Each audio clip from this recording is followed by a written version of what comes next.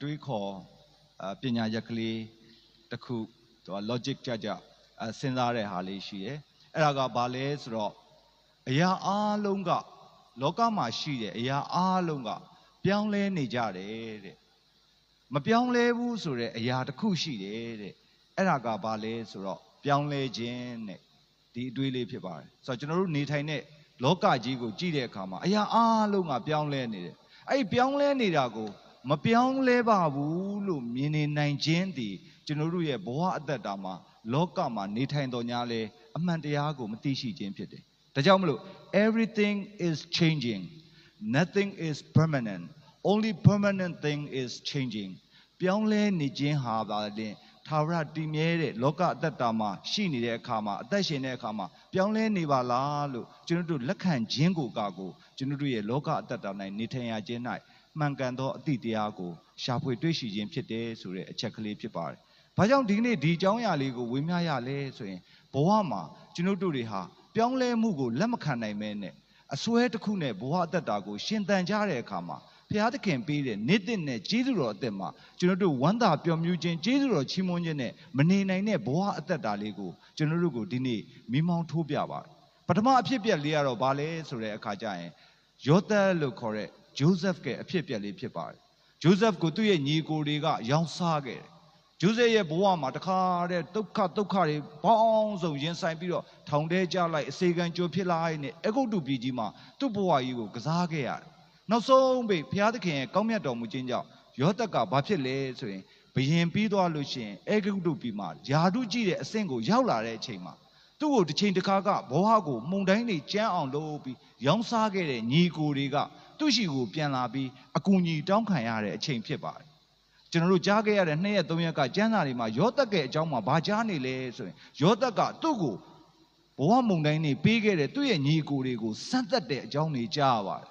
်သူတို့လာတဲ့အခါမှာသူတို့ရဲ့ပြန်သွားတဲ့ဂျုံအိတ်တွေတဲ့ကိုရွှေငွေရတနာတွေထည့်ပေးလိုက်တာပြီးသွားတဲ့အခါကျရင်နောက်တစ်ခေါက်ပြန်လာလို့ရှိရင်မင်းတို့ညီမမပါလာလို့ရှိရင်မင်းတို့ကိုဈေးမရောင်းပေးဘူးဆိုတဲ့အကြောင်းအရာတွေနဲ့ယောသပ်ဟာသူ့ဘဝမှာကြုံဆုံခဲ့ရတဲ့အရာတွေပေါ်မူတည်ပြီးသူ့ရဲ့ညီကိုတွေကိုပြန်လည်စမ်းသပ်တယ်ဆိုတဲ့အကြောင်းကိုကြားရပါတယ်ဒါပေမဲ့ဒီကနေ့မှာတော့ဒီလိုမဟုတ်ပါဘူးယောသပ်သူ့ရဲ့ညီကိုတွေအရှိမငိုတယ်တဲ့ဘလောက်တောင်ငိုလဲဆိုတဲ့အခါကျရင်သူ့ရဲ့နန်းတော်မှာရှိတဲ့အပြင်မှာရှိတဲ့အဲဂုတ်တုလူတွေတောင်ကြားရတယ်တဲ့သူဘလောက်တောင်ဝမ်းနဲ့ကြေကွဲခြင်းနဲ့သူ့ရဲ့ညီကိုတွေကိုဖတ်ပြီးငိုရင်းနဲ့သူ့ရဲ့ခွင့်လွှတ်ခြင်းအကြောင်းကိုဒီကနေ့ပထမကျမ်းစာတော်မြတ်ထဲမှာကြားပါတယ်ချစ်လာစွာသောဘာသူဓမ္မမိတ်ဆွေပေါင်းတို့တခါကြရင်ကျွန်တော်တို့ရဲ့အစွဲလန်းဆိုတာကိုအရာဝတ္ထုတွေပေါ်မှာပဲထင်တတ်ကြတယ်ဒါပေမဲ့ကျွန်တော်တို့ရဲ့ဘဝမှာပြောတဲ့စကားလေးတွေတခါရှိတယ်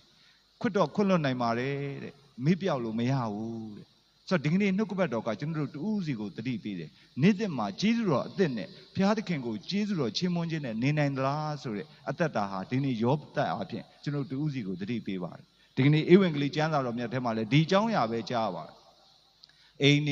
မိဘတွေဆွေမျိုးတွေအားလုံးစွန့်ပြီးသခင်ခရစ်တော်နောက်လာတဲ့ပုဂ္ဂိုလ်တွေကိုသခင်ခရစ်တော်ဘာပြောလဲဆိုတော့လမ်းခီးမှာတဲ့ဘာမှမယူသွားနဲ့တဲ့အပိုတွေမယူနဲ့တဲ့မင်းတို့ကိုလက်ခံနေဆိုလို့ရှိရင်တဲ့အဲ့ဒီအိမ်မှာတခင်အခန့်ကျွေးမွေးဟာတွေစားပြီးငြိမ်သက်ခြင်းရှိကြောင်းပြောပါတဲ့လက်မခံဘူးဆိုလို့ရှိရင်လေတဲ့အဲ့ဒီမြေယာကနေပြီးတော့မြင်းမုတ်ခါပြီးအခြားနေရာကိုထွက်သွားဆိုတဲ့အကြောင်းအရာကိုသူ့ရဲ့တပည့်တွေကိုတွင်တင်ပေးတာလေးကိုကြားပ